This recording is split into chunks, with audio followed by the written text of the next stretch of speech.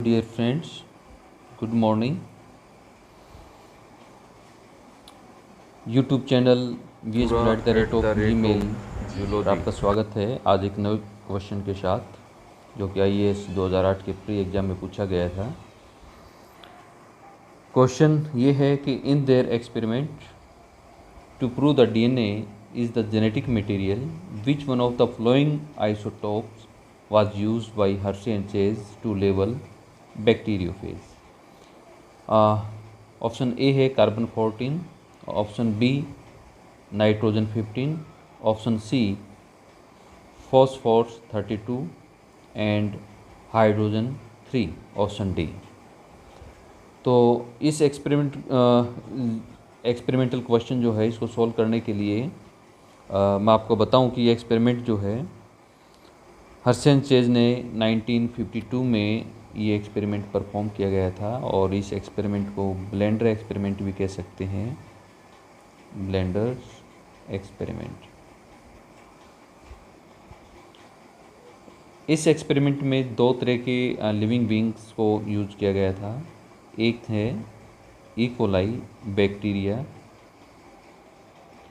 और दूसरा जो है बैक्टीरियोफेज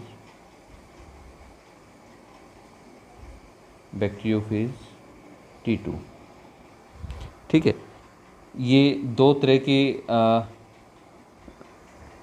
लिविंग बींग जो हैं इनको यूज़ किया गया था और जो आइसोटोप जो है यूज़ किए गए थे।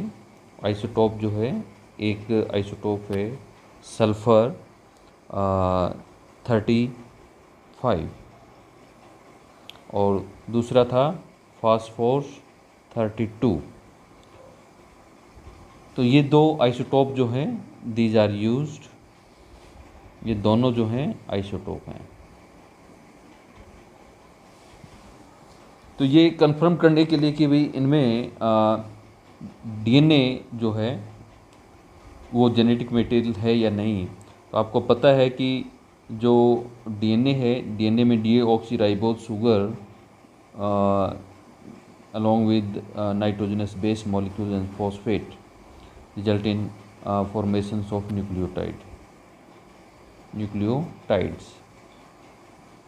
तो यानी यहाँ पर जो फॉस्फेट जो है उस फॉस्फेट में रेडियो एक्टिव फॉर्म है वो इस्तेमाल की गई थी।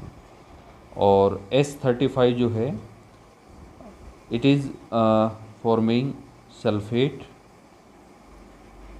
और ये जो सल्फेट जो है कुछ अमीनो एसिड जो हैं, और ये जो amino acid 2 amino acids, that is first one cysteine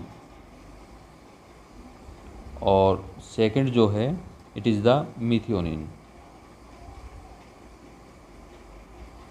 ये जो अमीनो एसिड हैं this are use to form protein, यानी प्रोटीन के ये कंपोनेंट्स हैं proteins. More than 20 types of amino acids are use to form protein. उन 22 amino acid में ये 2 अमीनो एसिड जो हैं दीज आर आल्सो यूज। इन दोनों अमीनो एसिड में सल्फेट ग्रुप होता है और इस सल्फेट में जो सल्फ़र है ये S35 आइसोटोप फॉर्म है यूज की गई थी। ठीक है, तो ये जो एक्सपेरिमेंट परफॉर्म किया गया तो इसमें 2 सेट लगाए गए हैं। एक सेट जो है, इसमें सेट पर जाने से पहले हम बैक्टीरियोफेज की बात करें, जो कि इस टाइप का हेक्सागोनल हेड रीजन है उसमें, और ये सर्कुलर DNA है और ये हेड और ये टेल है और ये टेल फाइबर है। ठीक है, और ये जो बाहर का जो प्रोटीनस स्ट्रक्चर है दिस वन, ये ओवरऑल प्रोटीन है और DNA है, यानी यहाँ पर 2 ही कंपोनेंट हैं। एक तो है DNA और दूसरा है प्रोटीन। अब यहाँ पर ये कंफर्म करना है कि DNA जो है यही जेनेटिक मटेरियल है नहीं है। ठीक है, ये जेनेटिक मटेरियल है या नहीं है। ठीक है, ये डीएनए है इसके अंदर, और बाहर का ये है प्रोटीन कंपोनेंट है जो कि कैप्सोमर का बना हुआ है। ये प्रोटीन जो है दीज आर कैप्सोमर। तो जो एक्सपेरिमेंट परफॉर्म किया गया, उस एक्सपेरिमेंट में क्या हुआ कि बैक्टीरियोफेज लिया गया, और इस बैक्टीरियोफेज को जो कल्चर मीडिया जो था, उस कल्चर में 2 कल्चर मीडिया लिए गए, और दोनों कल्चर मीडिया में अलग अलग आइसोटोप डाले गए थे, और इसमें था सल्फ़र 35, और ये सल्फ़र 35 जो है it forming the sulphate ion. ठीक है, सल्फेट आयन 35 आइसोटोप है। और यहाँ पर जो कल्चर मीडिया जो था उसमें यूज किया गया है फॉस्फोरस, जो कि फॉस्फोरस 32 आइसोटोप है, और इसने जो आयन जो बनाया हुआ है वो है फॉस्फेट आयन। ठीक है, अब यहाँ ये बैक्टीरियोफेज जो है इसने यहाँ पर अटैक किया, और अपना जेनेटिक मटेरियल जो है वो इस बैक्टीरियोफेज बैक्टीरिया जो है ई कोलाई के साइटोप्लाज्म में इंसर्ट कर दिया। सेम इसी तरह से ये बैक्टीरियोफेज T2, ठीक है, बैक्टीरियोफेज T2 है, और इसने भी अपना जेनेटिक मटेरियल डीएनए है जो इंसर्ट कर दिया यहाँ पर साइटोप्लाज्म में। यहाँ अब ये क्या हुआ, रेप्लिकेट हुआ। सेम इसी तरह से ये भी रेप्लिकेट हो गया, और रेप्लिकेशन के बाद इन्होंने अपने कैप्सोमर बनाए। ये कैप्सोमर प्रोटीन है, कैप्सोमर प्रोटीन, ठीक है, कैप्सोमर, और ये क्या है, डीएनए। इसी तरह ये डीएनए है, और बाकी ये इसने अपने प्रोटीन कंपोनेंट हैं कैप्सोमर बनाने स्टार्ट कर दिए। ठीक, कैप्सोमर। अब ये कैप्सोमर अरेंज हुए, उन्होंने डीएनए जो जेनेटिक मटेरियल है उसको पैक किया, और पैक करने के बाद हम ये स्ट्रक्चर देख रहे हैं, that is the E coli, और ये डीएनए इसके अंदर पैक हो गया। ये प्रोजीनी जो है यहाँ पर बन गए हैं। इसी तरह यहाँ भी ये प्रोजीनी जो है बन रहे हैं।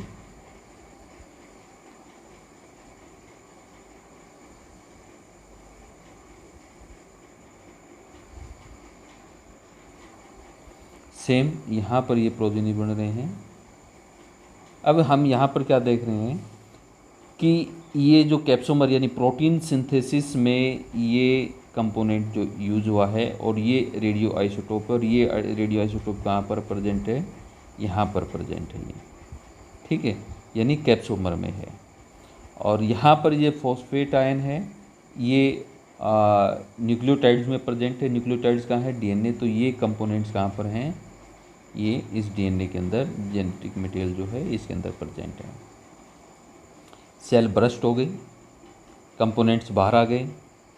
बाहर आने के बाद इनको फिर फर्दर न्यू जो बैक्टीरियोफेज है, जो बैक्टीरिया है ई कोलाई, उस ई कोलाई बैक्टीरिया पे फर्दर इसने यहाँ अटैक किया है, और ये अटैक करने के दौरान आप देख रहे हैं कि ये जेनेटिक मटेरियल जो है वो यहाँ रिलीज कर दिया।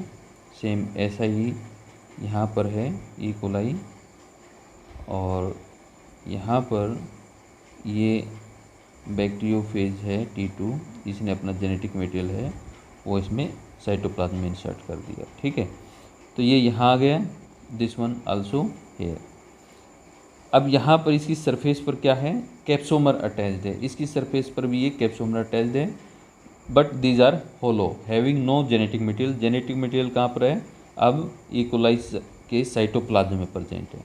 अब इस स्ट्रक्चर को, यानी यहाँ पर ये जो ई कोलाई है इन्फेक्शन के बाद इनको ब्लेंडर किया गया। ब्लेंडर के दौरान क्या हुआ कि ये बैक्टीरियोफेज कैप्सूल जो हैं दीज आर रिमूव्ड, ये रिमूव हो गए और रह गया क्या, this one, E coli infected E coli, infected E coli.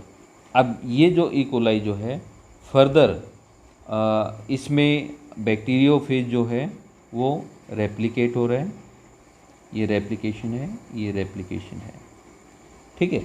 और इस रेप्लिकेशन के दौरान हम देख रहे हैं कि हमें ये स्ट्रक्चर मिला, रेप्लिकेशन हुआ, रेप्लिकेशन के साथ प्रोटीन कैप्सोमर का भी सिंथेसिस हुआ, यहाँ भी प्रोटीन कैप्सोमर का सिंथेसिस हुआ।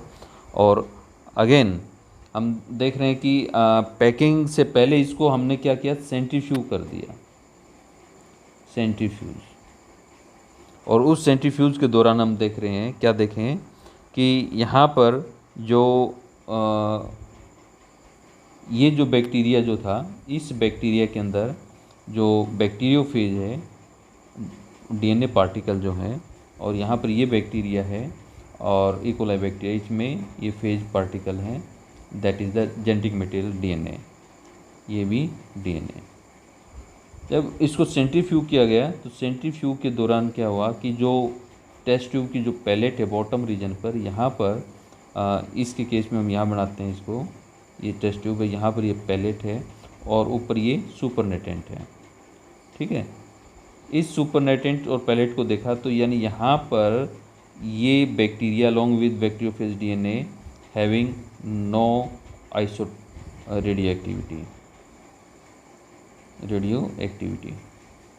इसके केस में ये पैलेट बने यहाँ पर, और इस पैलेट में जो रेडियो एक्टिव डीएनए था, यहाँ पर जो डीएनए था जो रेडियो एक्टिव था, जो कि फॉस्फेट P32 यहाँ पर इंसर्ट हो चुका है, और उसके रेप्लिकेशन में कुछ पार्ट जो 50% पार्ट जो रेप्लिकेट चुका था।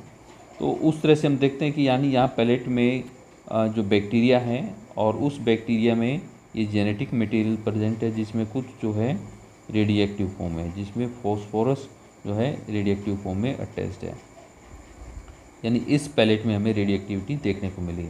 तो यूज क्या किया था हमें यहाँ पर, P32 फॉस्फेट में, जो कि रेडियो एक्टिव है।